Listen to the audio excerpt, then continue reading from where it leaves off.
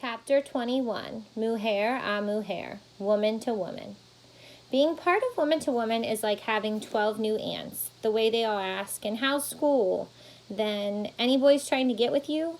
The way one is good for advice about choosing the right college, and another is good for advice about choosing the right shade of makeup to complement your complexion. Tonight's gathering is at Sabrina's house. It's a girl talk night. Sabrina says. She is sitting cross-legged on the living room floor. The hardwood is shiny, like she mopped before we came. All 12 girls and all 12 mentors are here, and it doesn't even feel crowded. I think about all of us trying to squeeze into my house and how bulged out of every corner like chubby feet into too tight shoes we would be. I hope tonight's topic is how to get a house like Sabrina's. That's what I want to know how to do. Most girls are on the floor, but I got here early, so I have a seat on one of the sofas. Everywhere I turn, I see snacks, bowls of popcorn drizzled with olive oil and pepper. There is dried edamame in a small dish and chocolate-covered sunflower seeds in a square bowl. The colorful tiny seeds look like miniature Easter eggs. In the kitchen, fresh grapefruit slices float in a water cooler. I like plain water better, so I took some from the faucet before I sat down. Help yourself to the snacks, Sabrina says. Healthy living is healthy eating. There's a tray of vegetables in the center of the coffee table with a small bowl of hummus for dipping. We'll have one of these girl talk sessions once a quarter, Sabrina tells us. Each time there will be a different topic. Tonight's topic is dating. Sabrina asks each mentee to write 1 or 2 questions on the blank pieces of paper and then put them in the question box. I don't write a question. I can tell by the looks on everyone's faces who's excited about talking about dating and who's terrified. Tamara literally signs out loud like she'd rather be anywhere else but here. I see Ryan nudge her, telling her to pull it together. The 12 of us fit into 4 categories. Since Kayla is dating a guy who's in college and Tamara and Ryan are sitting here looking like they could lead the session, I put them in the I know everything there is to know about relationships crew. Tracy, Ivy, Tamika, and Gabriella are in the I'm focused on school and I don't have time for anyone else group. I guess I'm in that category too. I mean, I don't mind talking about dating, but it seems like every time adults have something to say to girls, it's about what kind of boy not to talk to and what not to do with a boy. And even when they ask about our grades and we tell them we have good grades, they usually say something like, well, that's good. I'm glad you're not distracted by them boys. The only girls who seem excited by this discussion are Mercy, Sadie, and Lexus. They are the curious girls. They've dated before but have so much to learn. And then there's Jasmine. She's the only I'm saving myself for marriage girl right now. Jesus is her boyfriend. Sabrina says, I've asked each mentor to come prepared to share the things they wish someone had told them about dating when they were your age. Sabrina looks at Melanie. Who wants to start, she asks, when clearly she wants Melanie to speak first. Melanie crosses her legs. She is one of the oldest mentors of the group, mid-40s, I think. She's married and talks about her husband like he's her favorite everything.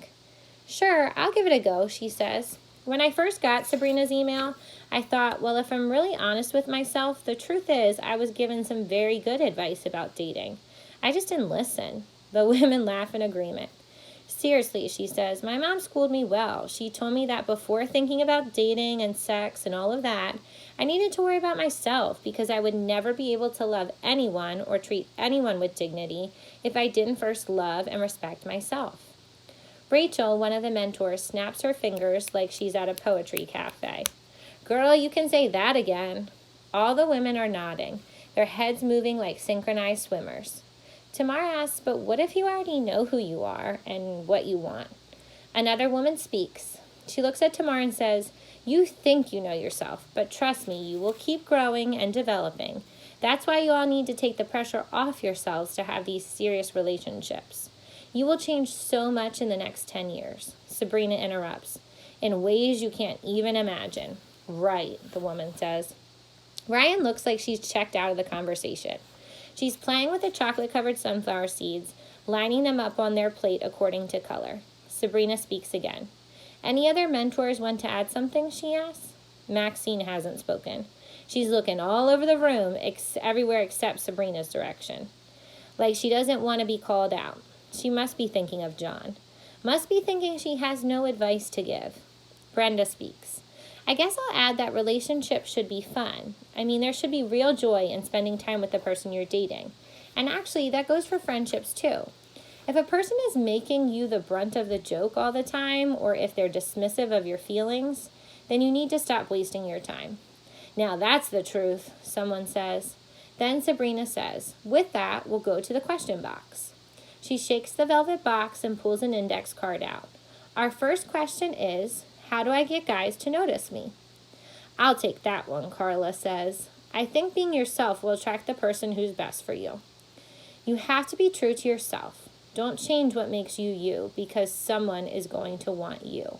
And the guys who don't, well, that's their loss. The next question Sabrina pulls out and says, how do you get over someone you love? I don't mean to, but I immediately look at Maxine. She looks away quickly when our eyes almost connect. I wonder how it feels to be here as a person who's supposed to have it all together, but has some of the same questions that we do. Melanie says, getting over someone's hard. You will think your heart will always be broken, but the truth is, it won't always hurt this bad. Sabrina ends the night with a talk about following your dreams and believing in ourselves. You have to believe you're worthy of love, of happiness, that you are worthy of your wildest dreams coming true. When she says this, so many thoughts rush through my mind. I'm thinking about Mom and how she had plenty of dreams and how EJ is not short on confidence and Lily has known she wants to be a poet since we were in middle school. So it can't be just about believing and dreaming. My neighborhood is full of big dreamers, but I know that doesn't mean those dreams will come true. I know something happens between the time our mothers and fathers and teachers and mentors send us out into the world telling us the world is yours and you're beautiful and you can be anything, and the time we return to them. Something happens when people tell me I have a pretty face, ignoring me from the neck down. When I watch the news and see unarmed black men and women shot dead over and over, it's kind of hard to believe this world is mine. Sometimes it feels like I leave home a whole person, sent off with kisses from Mom, who is hanging her every hope on my future. But by the time I get home, I feel like my soul has been shattered into a million pieces. Mom's love repairs me. Whenever Mom's cooking is simmering on the stove and EJ's music is filling every inch of the house and I'm making my art, I believe everything these women are saying about being worthy of good things.